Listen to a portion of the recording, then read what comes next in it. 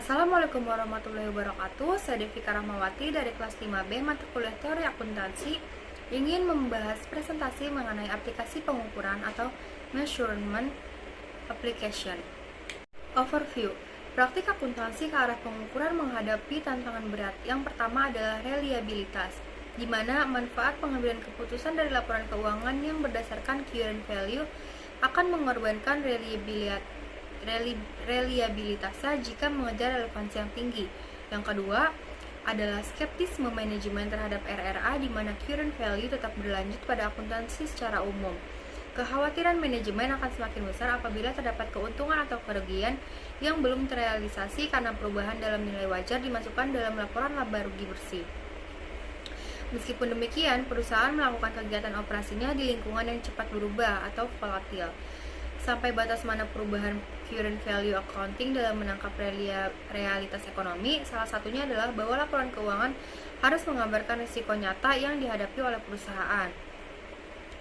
Kemudian yang ketiga, manajer, investor, dan auditor mungkin lebih memilih akuntansi konservatif untuk current value accounting dalam beberapa hal. Pendapat bahwa akuntansi konservatif dapat memberikan kontribusi kepada investor untuk pengambilan keputusan dan mengurangi kewajiban dari auditor.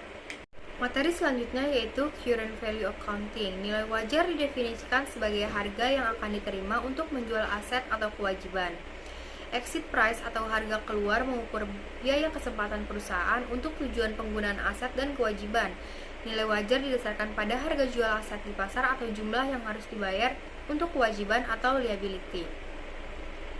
Materi selanjutnya yaitu long standing measurement example. Beberapa komponen dalam laporan keuangan merupakan komponen yang dinilai dengan nilai wajar. Komponen tersebut dijelaskan pada sub-sub berikut. Yang pertama ada piutang dan hutang. Dinilai berdasarkan jumlah kasus yang akan diterima atau dibayar. Basis penilaian ini menyesuaikan dengan present value. Kemudian ada cash flow fixed by kontrak. Ada beberapa contoh di mana arus kas ditetapkan melalui kontrak. Valuasi yang dilakukan banyak berdasarkan kepada basis nilai sekarang dari pembayaran sewa minimum, dengan menggunakan tingkat bunga yang lebih rendah di dalam sewa dan tingkat pinjaman yang dilakukan oleh penyewa. Sub yang ketiga yaitu aturan lower of cost or market. Aturan lower of cost or market merupakan contoh perspektif pengukuran lain yang sudah lama dibentuk. Berdasarkan aturan ini, ketika nilai pasar dari suatu investasi temporer berada di bawah nilai yang berlaku, pasal 3010 CICA Handbook mengharuskan adanya catatan terhadap nilai pasar. Kemudian yang keempat ada ceiling test for capital asset, di mana pasal 3060 dalam CICA Handbook menyarankan ceiling test untuk tes aset modal. Sementara itu, basis primer dari akuntansi untuk aset modal berlanjut hingga menjadi biaya historis. Pasal 3060 mengharuskan adanya catatan ketika net carrying value dalam aset modal melebihi jumlah net recoverable. Kalkulasi dari jumlah net recoverable mengharuskan estimasi arus kas bersih di waktu mendatang dengan menggunakan aset modal. Arus kas bersih pada intinya merupakan arus kas masuk operasi yang tidak begitu berkorelasi dengan arus keluar kas, termasuk beberapa penghilangan dan biaya restorasi tempat, ditambah dengan nilai residual dan nilai barang-barang yang diselamatkan. Kemudian yang kelima ada pension and other post-employment benefits atau pensiunan dan imbalan kerja. Kewajiban pensiun didasarkan pada nilai present value yang diharapkan dari keuntungan yang diperoleh pada waktunya. Aset dana pensiun dinilai dengan wajar. Beban pensiun untuk satu periode termasuk biaya layanan present value yang diekspektasikan dari manfaat yang diterima oleh karyawan di bawah rencana selama periode tertentu, termasuk kenaikan yang diproyeksikan. Termasuk di dalamnya adalah tambahan diskon pada saat pembukuan tanggung jawab pensiun yang dikurangi dengan pendapatan dalam aset rencana pensiun. Begitu pula untuk other post-employment benefits atau OPEB. OPEB dinilai dengan present value. Aspek penting dari akuntansi dana pensiun dan OPEB yaitu penggunaan present value yang didiskontokan untuk menghitung biaya dan akuntansi kewajiban. Kemudian materi selanjutnya yaitu instrumen keuangan. Yang pertama ada penilaian terhadap sekuritas, hutang, dan ekuitas. IAS 39 klasifikasi financial asset. Yang pertama ada available for sale dinilai pada nilai wajar.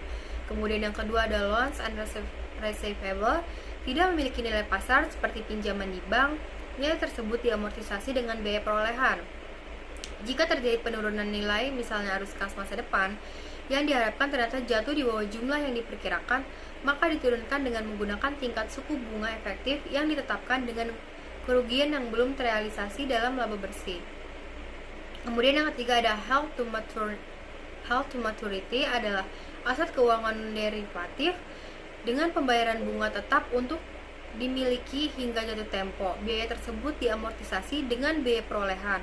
Kemudian yang keempat ada trading dinilai pada nilai wajar.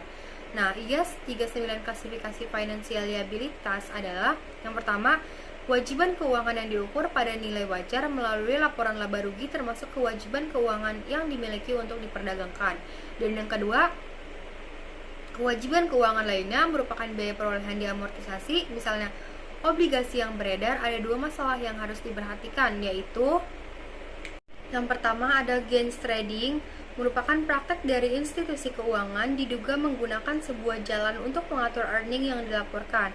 Masalah ini tidak akan terjadi jika sekuritas dinilai pada nilai wajar, dengan keuntungan atau kerugian yang belum direalisasi dimasukkan dalam income. Kemudian yang kedua ada volatility dari net income yang dilaporkan. SFAS 115 hanya diaplikasikan untuk aset keuangan. Kemudian selanjutnya yaitu stock market reaction to other risk. Beta pasar diukur dengan formula CAPM. Sedangkan accounting based beta dapat dilihat dari yang pertama financial leverage atau perbandingan utang dengan modal. Semakin besar utang, semakin besar resiko perusahaan. Kemudian yang kedua ada operating leverage, perbandingan fixed cost dengan variable cost. Semakin besar fixed perusahaan, maka semakin besar pula risiko perusahaan tersebut. Nah, kemudian ada a measurement approach to risk reporting. FASB 107 tentang disclosure about fair value of financial instrument dan FAS 133 tentang accounting for derivative and hedging activities menuntut untuk mengungkapkan informasi yang berkaitan dengan risiko, misalnya informasi suplemen tentang eksposur terhadap risiko kredit dan pasar serta risiko kebijakan manajemen. Tidak hanya yang bersifat kualitatif yang perlu dilaporkan, tetapi juga terkait dengan perspektif pengukuran yang bersifat kuantitatif. Kemudian materi selanjutnya yaitu Conclusion on Measurement Application. Ada banyak contoh penggunaan nilai wajar dalam pelaporan keuangan, semakin meningkat pula kemanfaatan keputusan yang dapat meningkatkan dalam arena pengukuran. Aplikasi parsial nilai wajar memiliki potensi menjadi manfaat keputusan untuk ukuran yang diinformasikan oleh aplikasi tersebut tentang perubahan dalam posisi dan prospek keuangan. Kemudian, materi selanjutnya yaitu instrumen derivatif. Instrumen derivatif adalah kontrak perjanjian antara dua pihak yang menjual atau membeli sejumlah barang, baik aktiva finansial maupun komoditas, pada tanggal tertentu di masa datang dengan harga yang disepakati saat ini. Selanjutnya yaitu karakteristik instrumen derivatif. Instrumen keuangan derivatif adalah instrumen keuangan yang nilainya diperoleh dari beberapa aset yang mendasarinya. Semakin tinggi nilai pasar saham, semakin berharga opsi, sedangkan hal yang lainnya tetap sama.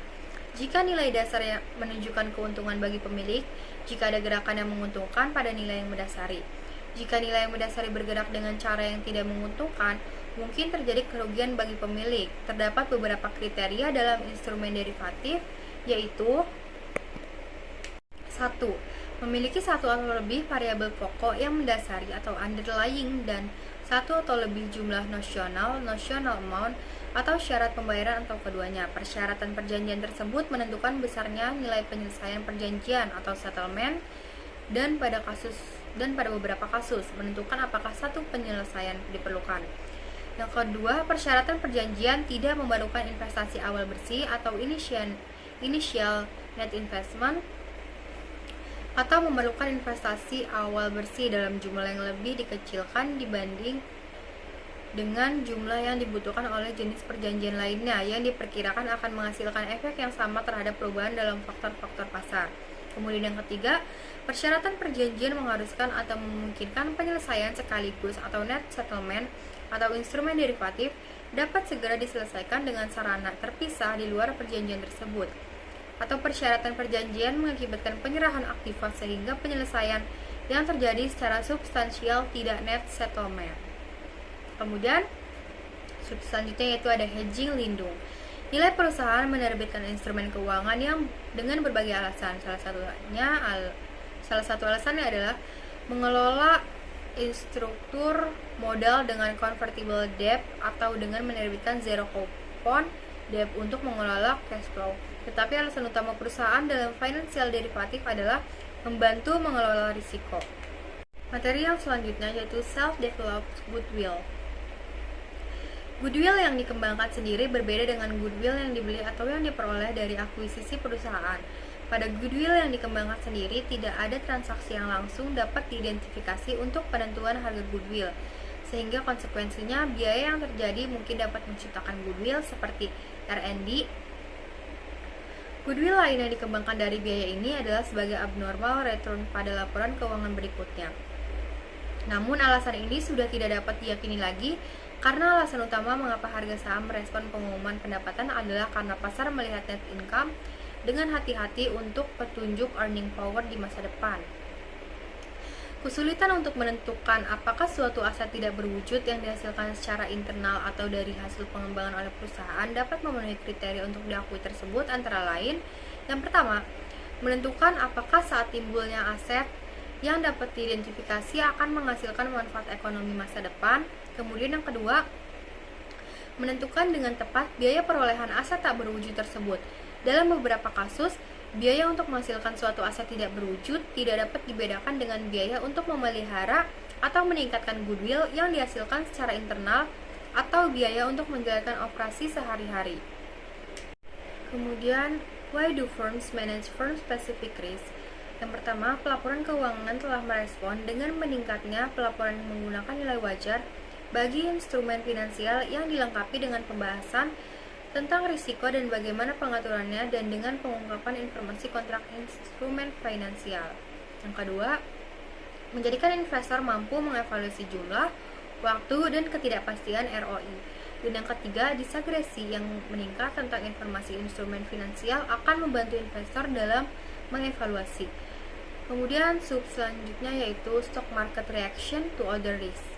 Beta pasar diukur dengan formula CAPM. Accounting based beta dapat dilihat dari yang pertama, financial leverage, yaitu perbandingan utang dengan modal.